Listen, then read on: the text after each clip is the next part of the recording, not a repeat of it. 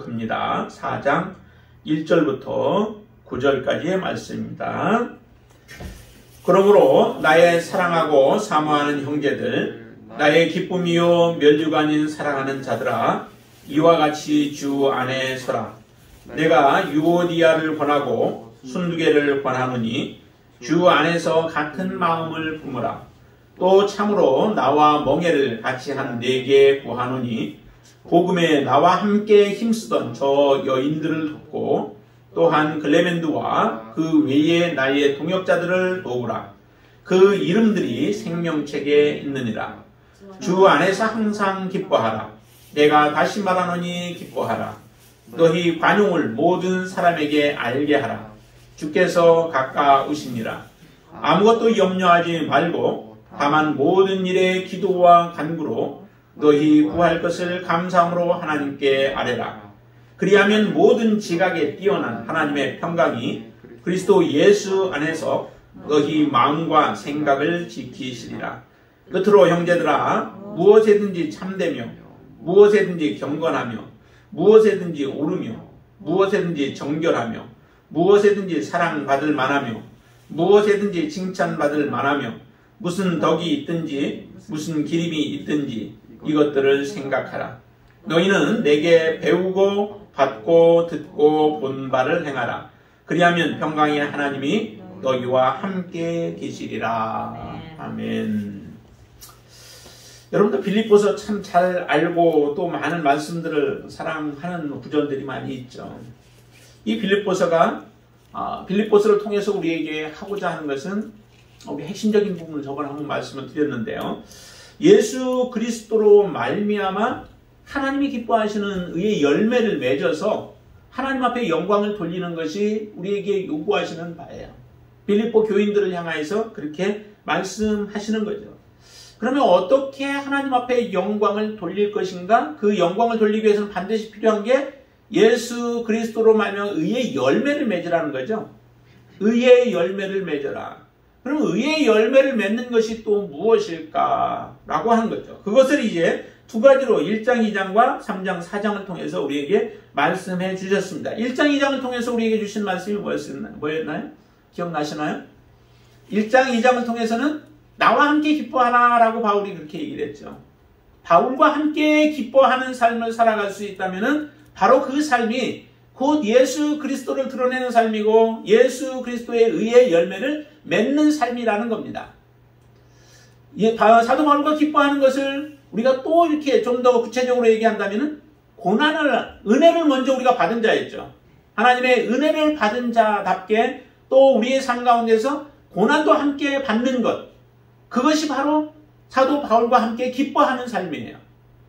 우리가 믿음 생활하며 하나님 앞에 영광 하면서 우리에게 있는 고난을 멀리하고 고난이 올 때마다 우리가 불평하고 고난이 올 때마다 우리가 고통 속에서 하나님 앞에 불만을 터뜨려 버린다면은 그것은 하나님의 은혜에 우리가 동참한 자의 모습이 아니죠. 하나님의 은혜를 받았으면 함께 하나님이 고난을 주셔도 그 고난조차도 우리가 그것을 받아들이라는 거예요. 인정하라는 거예요. 그 고난 속에서도 하나님 앞에 하나님의 선하심을 인정하면서 믿음으로 살아가라라고 하는 게 그게 진정한 믿음의 삶의 모습이에요. 그러니까 어떤 상황에 처해져도 그 상황 속에서 우리의 초점을 하나님 앞에서 잃어버리지 않는 거죠. 그렇게 살아가는 삶이 곧 의의 열매를 맺으며 우리가 살아가는 삶이에요. 어떤 사람들은 정말 좋은 것이 올 때는 기뻐하면서 조금만 어려움이 오면은 왜 내게 하면서 하나님 앞에 따져드는 사람들이 있잖아요. 참 우리 그런 모습을 보면은 우리의 신앙이 어떠해야 하는가라고 하는 것들을 다시 한번 우리에게 잘 가르쳐주고 있는 그런 본면이기도 합니다. 그리고 이제 3장 4절에서는 주 안에서 우리가 기뻐하라라고 하는 거죠. 주님 안에서 우리가 기뻐하는 삶이에요. 주님 안에서 기뻐하는 삶 중에서 이제 우리가 구체적인 부분들을 우리가 나누어 보도록 하겠습니다. 오늘 이 주 안에서 기뻐하는 것 가운데는 우리가 예수 그리스도를 제대로 우리가 배워서 그대로 행하는 삶, 그 삶을 얘기해요. 예수 그리스도가 어떤 분이신가라고 하는 것, 그리고 그분이 말씀하신 것, 그분의 삶의 모습에서 우리가 배우라는 거죠. 우리 믿음 생활이 뭐예요? 주님이 가신 길을 그대로 따라가는 것 아니겠습니까?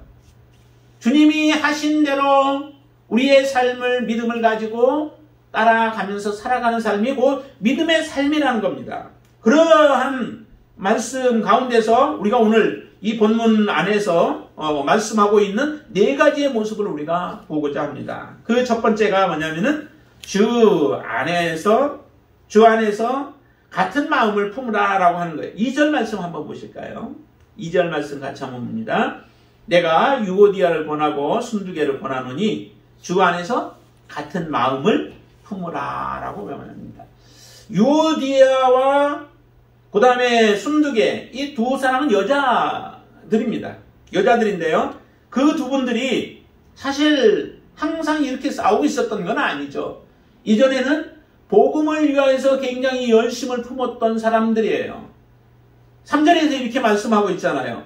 또 참으로 나의 멍에를 같이 한 내게 구하노니 복음에 나와 함께 힘쓰던 저 여인들, 그렇게 얘기해요. 사도 바울과 함께 복음을 위하여서 열심을 내었던 사람들이 이 유오디아와 순두개라고 하는 이 여인들이에요. 몰라도 초창기에 그 믿음의 삶을 살았던 사람들이 아닌가 싶은데요. 그렇게 복음을 위하여서, 선한 일을 위하여서, 하나님의 영광을 위하여 함께 일하는 사람들이 이 여인들이라는 거예요. 교회에서 보통 많이 열심을 내는 사람들이 대부분 또 여자분들이 많이 있잖아요. 굉장히 열심히 해요. 우리나라도 정말 여전도회가 없었더라면 이렇게 성장을 할 수 있었을까 싶을 정도로 여인들이 헌신적으로 정말 사랑하죠. 그 신앙적인 부분들도 여자들이 더 열심인 것 같아요. 남자들은 이제 열심을 내면은 정말 그 물불 안 가리고 또 하기도 하지만은 대부분은 모든 것을 지키는 경우는 거의 여성분들이 여성도들이 많이 그렇게 하게 되어지는데 여기도 그런 일들을 감당했던 거죠. 그런데 그들 마음속에 같이 한 마음을 품지 못했던 부분이 있다라고 하는 겁니다. 이 여인들을 향하여서 사도 바울은 이렇게 얘기하죠. 주 안에서 같은 마음을 품으라는 거예요. 주 안에서 같은 마음을 품는 것은 곧 예수 그리스도의 삶의 모습을 본받는 모습이에요. 그것이 예수님의 낮아지심의 모습을 본받으라는 거예요. 그래서 빌립보서 2장에 보면은 그렇게 우리 얘기를 했죠. 예수님이 어떤 분이시냐? 예수님은 하나님과 동등한 분이시지만은 그 동등됨을 취할 것으로 여기지 않고 우리를 위하여서 낮아지시고 죽기까지 복종하신 분이 바로 예수 그리스도 그분이시다라고 우리에게 말씀하시죠.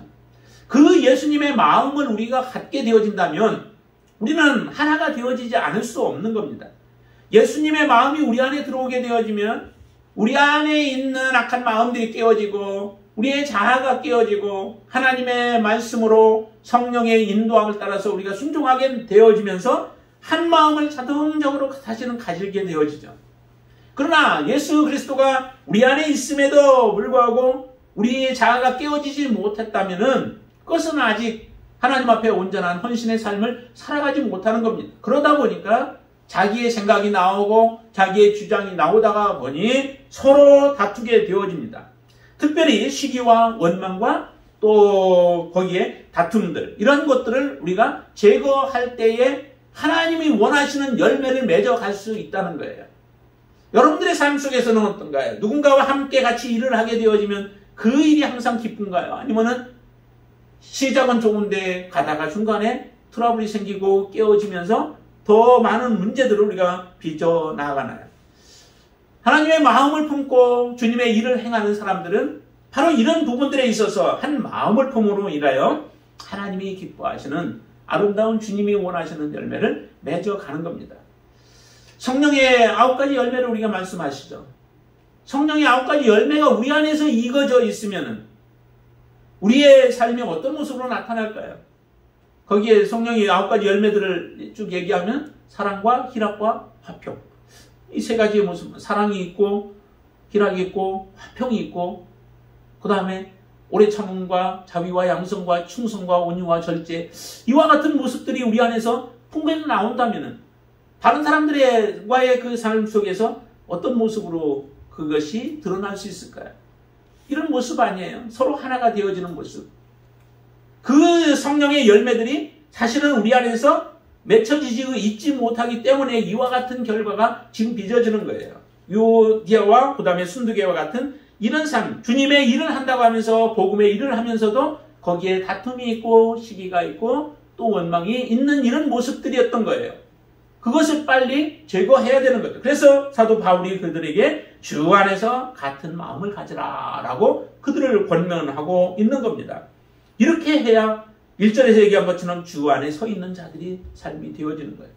여러분들의 삶은 어떻습니까? 정말 주 안에 온전히 서 있습니까?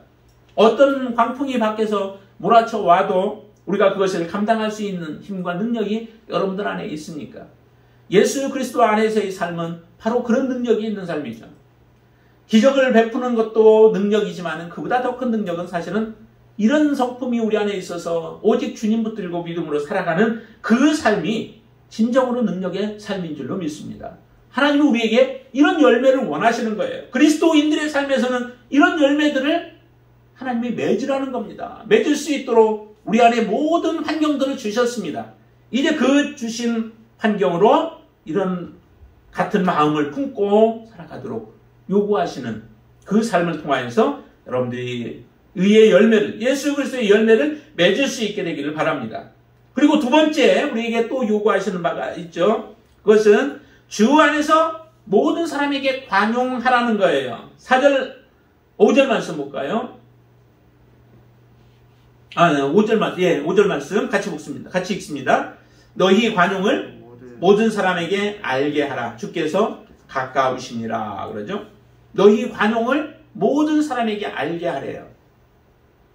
근데 그 이유를 얘기하죠. 왜요? 뭐 때문에요? 주께서 가까우시대요. 우리의 관용을 나타내는 것과 주님이 가까이 오고 있다라고 하는 것과 연관이 있다는 얘기죠. 다시 말하면 우리에게 관용이 없다면 주님이 이 땅에 오실 때에 심판의 대상이 되어진다라고 하는 거죠. 왜 우리가 관용하지 못한 것 때문에 심판을 받아야 할까요? 마태복음 18장에서는 우리에게 이렇게 얘기를 하죠. 하나의 예를 예수님께서 들어서 말씀하시죠. 그 예가 1만 달란트와 500데나리온 빚진 자에 대한 비유를 말씀을 하세요. 1만 달란트 빚졌던 자가 임금이 그것을 탕감을 해줍니다. 그 탕감해줘서 얼마나 기쁨으로 그가 감사하면서 나갔겠어요. 그런데 조금 가다가 누굴 만나면 동료를 만나죠. 그 동료가 자기에게 500데나리온 빚지고 아직도 갚지 아니하는 사람이에요. 그러자 그를 만나자마자 그에게 멱살을 붙잡고 자기의 500데나리온을 갚지 아니하면은 내가 놓아주지 않겠다라고 하는 그런 강팍한 마음을 가지고 그를 대하게 되어집니다. 그때 그 모습을 본 다른 동료가 그것을 고자질하죠. 왕에게 가서. 그랬더니 다시 그를 불러오라라고 하는 엄명을 통하여서 왕 앞에 다시 불려 나아가서 듣는 말이 내가 내 마음의 중심으로 그 동관을 사랑하지 못한다면, 용서해 주지 못한다면, 그 탕감해 주지 못한다면은 너는 다시 이것을 갚으라는 겁니다. 1만 달란트는 다시 갚으라는 거예요. 이 모습을 보면서 정말 하나님께서 우리에게 베풀어 주신 은혜가 얼마나 큰지를 먼저는 깨닫고 우리가 갚을 수 없는 거죠. 하나님 앞에 도로 갚을 수 없는 겁니다. 하나님 앞에 이것은 영원히 사실은 빛으로 남아있는 거예요. 그것을 하나님께서 우리에게 해결해 주셨어요. 완전한 모습으로 해결해 주셨어요. 이미 해결함을 받았으면 우리 안에 감사함이 정말 넘치죠. 그 기쁨은 평생 살아가는 동안에 하나님 앞에 감격하며 그분을 섬겨야 하는 삶의 모습이에요. 그런데도 욕심이 우리 안에 생기는 겁니다. 이미 그것은 탕감받은 것이고 지금 이것은 내가 아직도 사람에게 탕감해 주지 않아서 받을 것이 남아있기 때문에 그것을 받고자 하는 그 마음이 그 속에서부터 일어나는 거예요. 욕심이 나오는 거예요. 탐심이, 그걸 보고 탐심이라고 얘기를 하죠. 이제 내가 이제 받았으면 받은 대로 다른 사람에게 베풀어 줘야 하는 것이 그게 옳은 것인데 아직도 그게 내 거라고 생각을 하는 겁니다. 그래서 그걸 요구하는 그 한 사람에게 다시 1만 달란트를 갚으라고 하는 그 명령에 의하여 그는 다시 감옥에 들어갈 수밖에 없는 거죠. 우리에게 적용해서 말씀합니다. 너희의 마음 가운데 진심으로 다른 사람을 용납하지 못하고 관여하지 못하고 용서하지 못한다면은 너희들도 이와 같을 것이다 라고 말씀하세요. 이 말씀과 같잖아요. 너희 관용을 모든 사람에게 우리가 알게 하지 못한다면은 우리는 이미 하나님의 사랑에서부터 받은 것을 다시 하나님 앞에 토해내야 하는 상황이 되어지는 겁니다. 그러기에 주님이 이 땅에 임하시는 심판날이 주께서 가까우시는 그 날이 가까울수록 우리는 이 부분들을 다시 생각해 봐야 한다는 겁니다. 내가 누군가에게 맺혀져 있는 부분들이 무엇인가? 내가 아직도 용납하지 못하는 것이 무엇인가? 아직도 회개되어지지 못한 부분들이 무엇인가? 내가 잘못한 것이 있다면 가서 용서를 구해야 하지만 또한 다른 사람들이 나에게 잘못한 부분들이 있다 할지라도 하나님을 바라보면서 그 사람이 됐다면서가 아니에요. 나를 용서해 주시고 나를 사랑하시는 하나님이 우리는 감사해서 그들을 용서하고 용납하고 그들을 받아주라는 거죠. 이게 바로 의의 열매를 지금 맺는 삶이라는 거예요. 그게 하나님이 기뻐하시는 삶이라는 거예요. 우리가 누구를 사랑한다고 하는 그 말만이 아니라 실제적으로 하나님의 사랑을 받았으면 사랑이 우리를 통하여서 나타나는 것, 용서를 받았으면 용서해 주는 것, 그것이 바로 하나님이 우리에게 요구하시는 열매라고 하는 겁니다. 꼭 열매하면 전도의 열매만 얘기해요. 그것만이 아니죠. 하나님은 우리의 삶 속에서 실제적으로 하나님이 우리 안에서 역사하실 때, 하나님이 내 안에 계실 때에 나타나기를 원하시는 것들이 나를 통해서 나타나는 것, 그게 하나님이 원하시는 그런 열매, 하나님 기뻐하시는 열매라는 겁니다. 여러분들 모든 부분들에 있어서 이런 관용을 베풀며 살아가시고 있나요? 이런 삶이 저와 여러분들 안에 온전히 나타날 수 있게 되기를 바랍니다. 그리고 세 번째 우리에게 요구하시는 바가 있습니다. 그거는 주 안에서 모든 일에 감사함으로 기도하라는 거죠. 거기에 6절 말씀, 잘 아시는 말씀, 한번 6절과 7절 말씀을 같이 읽습니다. 아무것도 염려하지 말고 다만 모든 일에 기도와 간구로 너희 구할 것을 감사함으로 하나님께 아뢰라. 그리하면 모든 지각에 뛰어난 하나님의 평강이 그리스도 예수 안에서 너희 마음과 생각을 지키시리라. 너무 잘 알죠? 우리가 암송도 하고 하지만은 이게 삶으로 나타나는 데에는 참 어려운 부분들이 많이 있습니다. 아무것도 염려하지 말라죠. 제한이 없습니다. 크고 작고 문제가 되지 않아요. 큰 문제가 와도 감사하고 작은 문제가 와도 감사하고 환경을 바라보며 환경에 여러분들이 좌지우지 되지 말라는 거예요. 그것에 의해서 흔들리지 말라는 거예요. 오직 우리는 누구를 바라보는 사람이냐면 예수 그리스도를 바라보는 사람이요, 크신 하나님, 전능하신 하나님을 바라보는 사람들이에요. 그분을 의지하는 사람들입니다. 우리 안에 더 이상 염려, 근심거리가 없는 거죠. 우리가 어느 상황에 처하든, 어떤 어려움들이 우리 앞에 놓여있든, 어떤 시험이 우리 앞에 온다 할지라도 하나님이 나와 함께 하시면 능히 감당하게 하실 것이고, 하나님이 나와 함께 하시면 능히 감당할 믿음을 하나님이 주실 것이고, 하나님이 나와 함께 하시면 그 모든 것들을 다 때가 지나고 나면, 시간이 지나고 나면은 하나님께서 그 모든 것들을 다 견디고 이겨낼 수 있도록 하실 그 하나님을 바라보라는 겁니다. 그 하나님이 내 안에 역사하시고 우리를 도우신다면 우리는 염려할 것 없죠. 그래서 문제들이 올 때마다 이렇게 얘기를 하는 거죠. 아무것도 염려하지 말고 우리가 해야 할 일이 있다면 그것은 곧 기도와 간구로 하나님 앞에 아뢰라는 겁니다. 조금 우리가 기도할 때가 있잖아요. 그런데도 하나님이 응답하지 않아요. 그러면 이제 우리는 그때부터 또 다시 하나님 앞에 불평하기 시작을 하죠. 내가 이렇게 기도했는데, 이렇게 하나님 앞에 찾고 부르짖었는데, 하나님을 간절히 사모했는데 하나님이 응답하지 않았다고. 우리의 기도는 어느 한순간에 멈춰지는 게 아니에요. 하나님의 때를 우리는 알지 못하죠. 하나님의 때를 우리는 헤아릴 수 없습니다. 그렇기 때문에 하나님께서 우리가 간구하는 기도에 하나님이 응답하실 것에 대한 신뢰를 가지고 기도하되, 문제는 우리가 그 기도한 것들이 내가 원하는 대로 다 이루어지지 않는다는 거예요. 그래도 우리는 감사하라는 얘기죠. 그렇게 하실 수 있나요? 내가 기도했는데 내가 반드시 이게 옳은 것 같고 이렇게 해줘야만 되는 것 같아서 하나님 앞에 그 제목을 가지고 기도를 하는데 하나님이 내 기도에 응답하지 않아요. 내 기도한 대로 되어주지 않아요. 그때도 우리는 감사할 수 있어야 된다는 거죠. 왜 우리가 감사할 수 있을까요? 그것은 하나님의 선하심 때문에 그렇습니다. 하나님은 선하신 분이셔서 나에게 가장 좋은 것으로 내게 주신다. 그 믿음이 있는 거죠. 그 믿음이 있는 사람이 바로 하나님 앞에 기도할 수 있는 거고요. 그 기도하는 사람이 낙심하지 않고 좌절하지 않고 우리는 지속적으로 하나님 앞에 기도할 수 있는 겁니다. 그런 기도를 하나님이 원하셔요. 그게 바로 믿음 있는 자들이에요. 하나님의 자녀들이라면 그 하나님에 대한 신뢰가 꺾이지 않는 거죠. 우리 육신의 부모도 그렇잖아요. 육신의 부모를 신뢰하면 부모한테 부모가 어떻게 내가 요구하는 것을 들어주지 않아도 그 부모에 대한 부모로 온전하게 우리는 인정을 하는 거죠.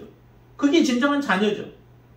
내가 원하는 거 해주지 않는다고 너의 부모 아니야 라고 그렇게 말한다면 그것은 정말 불상시간 자녀들 아니겠어요?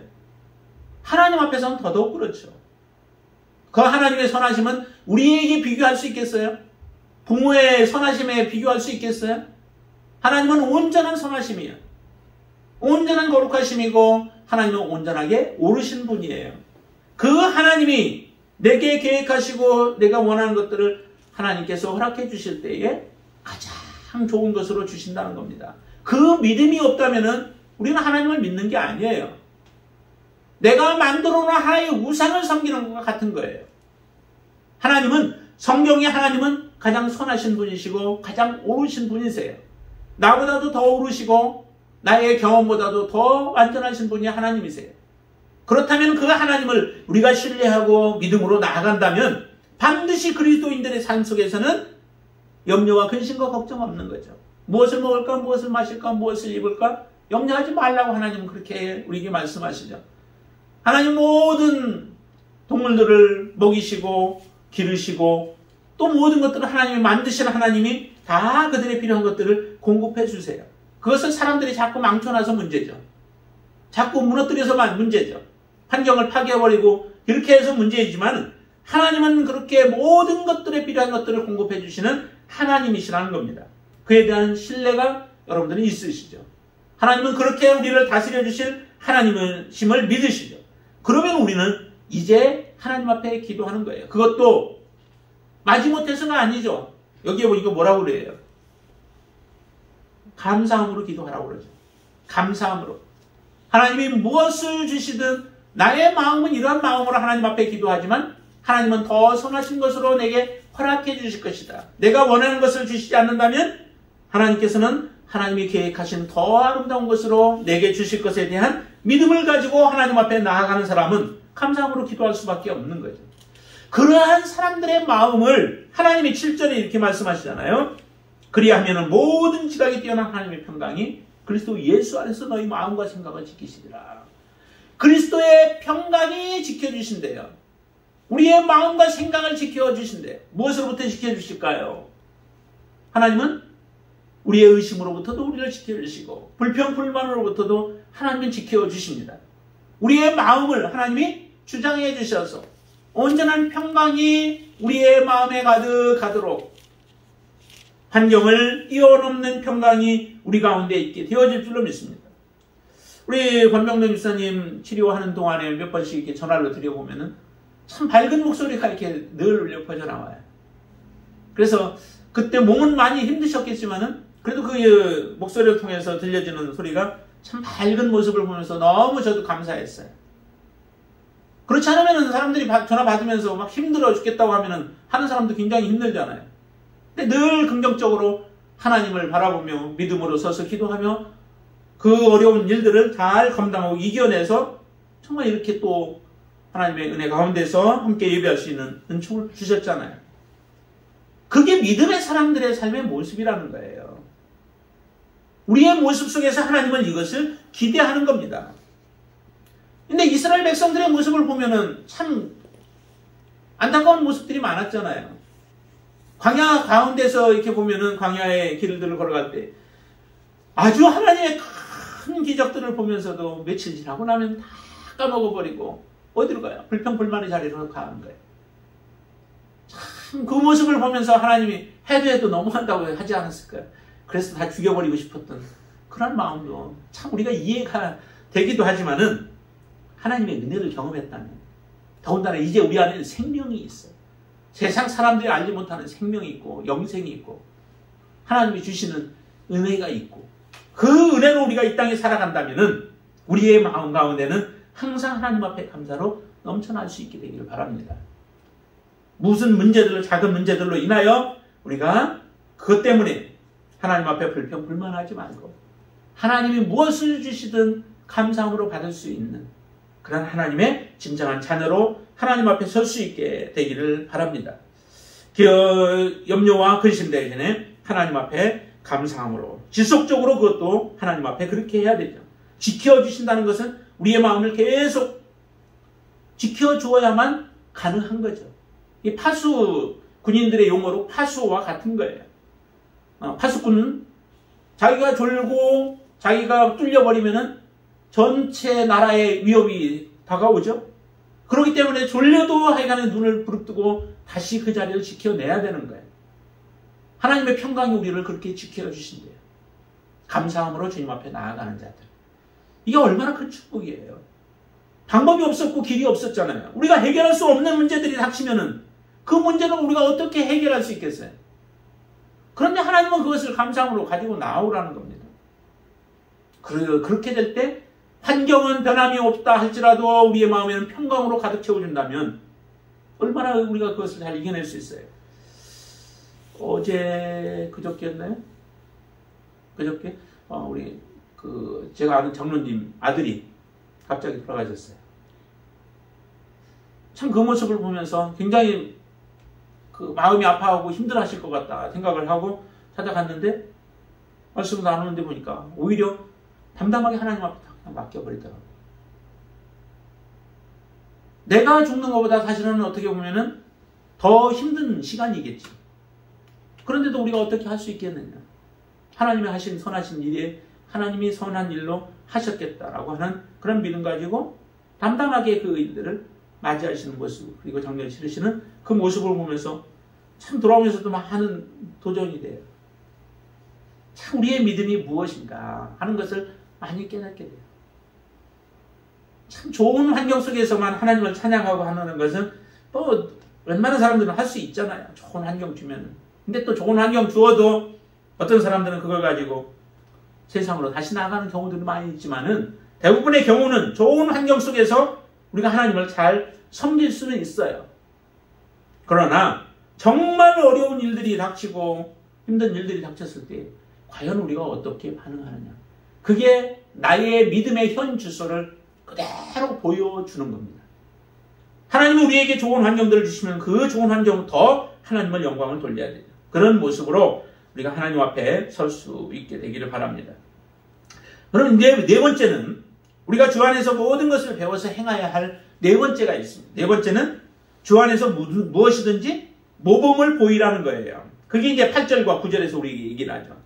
8절 한 번 더 읽어볼까요? 끝으로 형제들아 무엇에든지 참되며 무엇에든지 경건하며 무엇에든지 오르며 무엇에든지 정결하며 무엇에든지 사랑을 받을 만하며 무엇에든지 칭찬을 받을 만하며 무슨 덕이 있든지 무슨 기림이 있든지 이것들을 생각하라.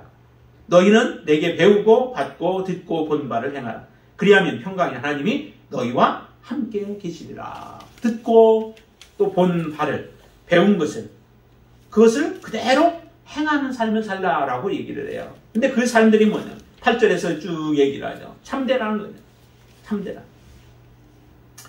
하나님의 뜻과 하나님의 말씀에 입각하여서 옳은 것을 얘기를 해요. 우리의 생각이 아니죠. 하나님의 기준이에요. 하나님의 기준에서 옳은 것을 행하는 자가 되라라고 하는 겁니다. 말은 쉽지만은 참 어려운 부분들이죠. 그러나 그리스도인의 열매를 하나님이 원하시는 열매를 맺으려면은 우리는 항상 하나님의 뜻이 무엇인가 말씀에서 우리에게 무엇을 요구하시는가를 생각하며 살아가는 사람이 되어야 해요. 하나님이 원하시는데도 완전 무시해버리고 우리의 마음대로 살아가는 사람들이 많습니다. 하나님이 기뻐하지 않는 거죠. 참된 가운데 서 있지 못한 거예요. 빌립보 교인들을 향하여서 너희들은 참되라 라고 얘기를 합니다. 경건하라고 얘기하죠. 인품적으로 존경을 받을 만한 삶을 살라는 거예요. 누가 보아도 정말 매력을 느낄 수 있도록 또 사랑을 받을 만하고 칭찬받을 만한 삶을 살라고 말씀해요. 그리고 옳고 정결하게 살라요. 정결은 깨끗한 것 자체가 아니라 순결한 거예요. 뭐 이렇게 섞이지 아니한 것. 그리고 흠이 없는 것. 그것은 우리의 행동이나 말뿐만 아니라 우리의 삶의 동기까지 포함시켜서 우리가 생각하고 하는 모든 것에 있어서 하나님이 기뻐하지 아니하는 것들에 대해서 거리를 두는 거죠. 그것을 사랑하지 않는 거예요. 그래서 순결한 모습으로 하나님 앞에 서서 살아가는 하나님의 자녀들이 되어져서 너희들의 모습을 보면 다른 사람들이 정말 흠모하고 또 사람들이 애정을 가질 만큼 너희들이 가까이에 나올 만큼 그런 삶을 살아가는 삶을 살라라고 하는 것이 지금 빌립보 교회를 향하여 요구하는 바예요. 이런 삶을 살아가는 사람들이 곧 하나님이 원하시는 아름다운 열매를 맺고 살아가는 사람들이라는 겁니다. 우리의 삶의 모습 속에서 이런 모습을 보면은 정말 부끄러운 부분들이 참 많습니다. 하나님의 은혜 속에서 우리가 살아간다 하면서도 하나님의 사랑을 받고 살아간다 하면서도 하나님의 사랑과 은혜는 어디 간 데 없고 우리의 모습 속에 거짓된 모습들과 또 부도덕한 모습들과 옳지 못한 일들을 우리가 행하면서 하나님 앞에 살아가고 있는 우리의 모습들을 보게 되어지죠. 그러나 하나님은 우리에게 다시 요구합니다. 빌립보 교인들이 온전하게 서 있다면 사실 그렇게 얘기는 하지는 않겠죠. 그들의 삶 속에서 이런 부분들이 지속적으로 요구되어지는 삶이기 때문에 사도 바울이 그들을 권면하면서 요구하시는 말씀일 거예요. 9절에 그래서 너희는 내게 배우고 받고 듣고 본 바를 행하면 그리하면은 평강의 하나님이 너희와 함께 계실 것이다 라고 얘기합니다. 사도 바울의 삶에 자신의 모습을 그대로 드러내요. 나처럼 너희들이 그렇게 살아가라 라고 요구하시는 거예요. 여러분들 이렇게 요구할 수 있겠어요? 안 돼요? 하실 수 있을 것 같은데. 나와 같은 모습으로 너희들이 하나님을 사랑하고 하나님을 사모하고 하나님의 말씀에 붙들려서 살아가고 영혼들을 사랑하고 그렇게 헌신하며 희생하며 사는 삶을 사도 바울은 본을 보였고 그런 삶의 모습으로 너희들이 들어와서 나와 함께 이런 삶을 살아가라고 지금 요구하고 있는 겁니다. 사도 바울은 정말 그의 삶의 모습을 보면은 우리에게 많은 도전을 주잖아요. 사도 바울이 실제적으로 빌립보에서 전도할 때 이런 일들이 있었죠. 빌립보에서 전도하다가 그는 귀신을 내어 쫓고 좋은 일을 해줬습니다.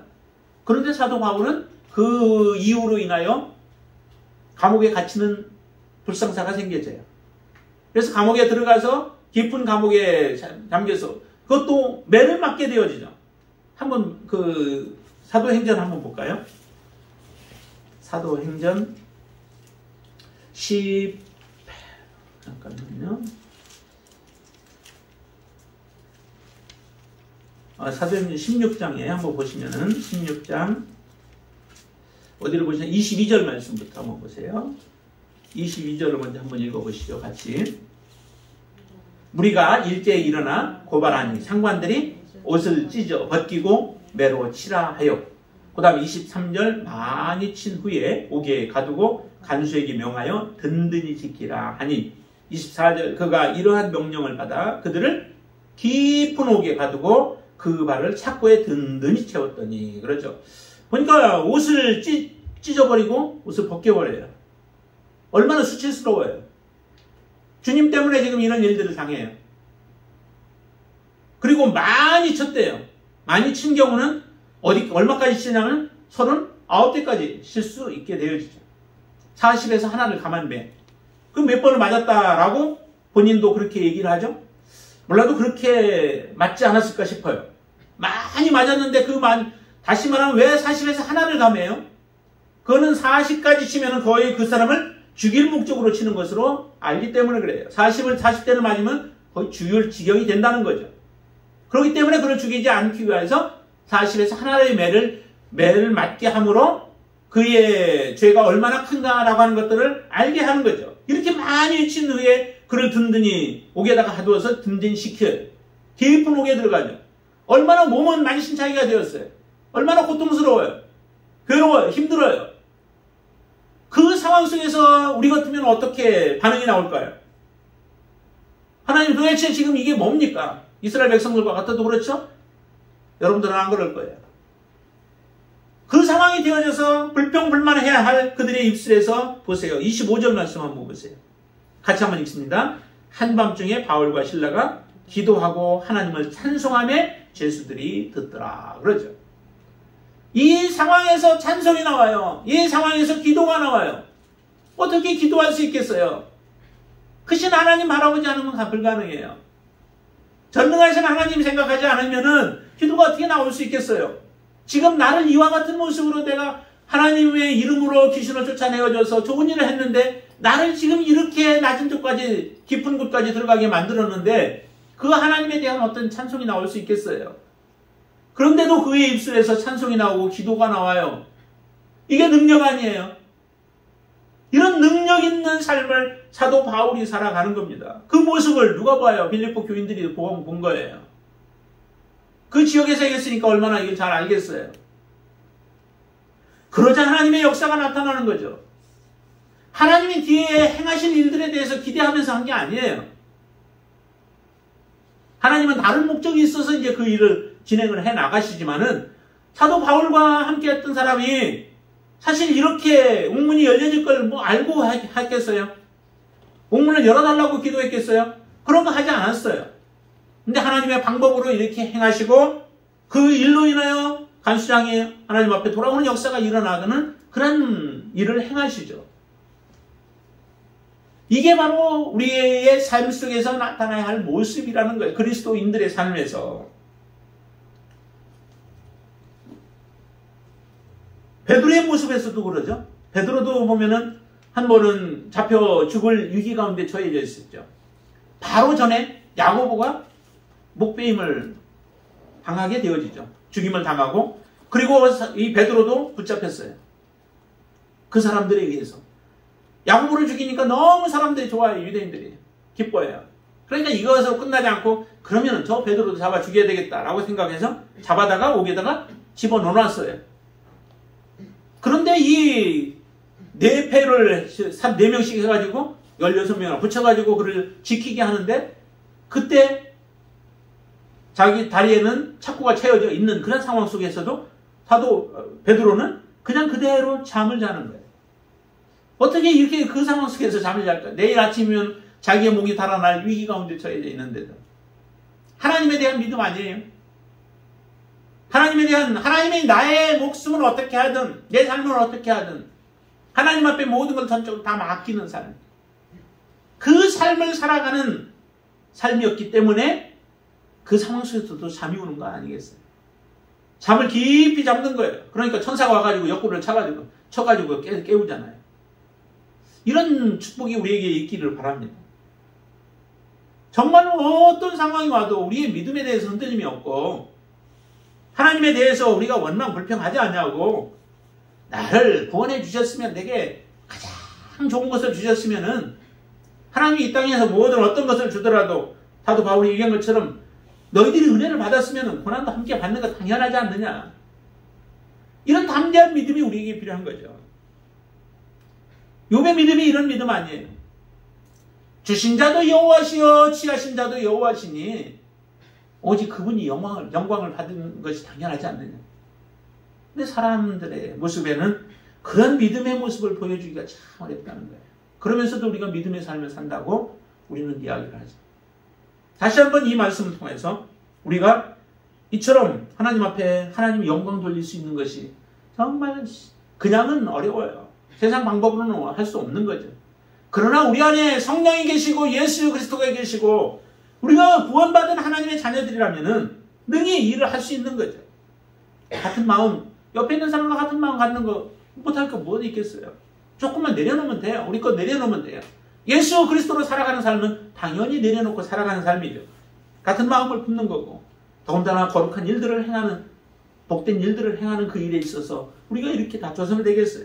온전함으로 하나님 앞에 설 수 있게 되길 바라고, 우리가 다른 사람들을 사랑하고 용납하는 관용을 베풀고, 그리고 감사함으로 하나님 앞에 늘 기도하고, 무엇이든지 우리의 삶을 다른 사람들이 보았을 때 부끄러운 것들을 하지 않고, 다른 사람들이 보았을 때 우리가 손가락질을 하는 일들을 행하지 않냐고, 하나님이 기뻐, 하나님 앞에 영광 돌릴 수 있는 그러한 삶을 살아가도록 요구하시는 이 사도 바울의 요구에 합당한 모습으로 우리가 하나님 앞에 서서 믿음으로 그렇게 살아갈 수 있게 되길 바랍니다.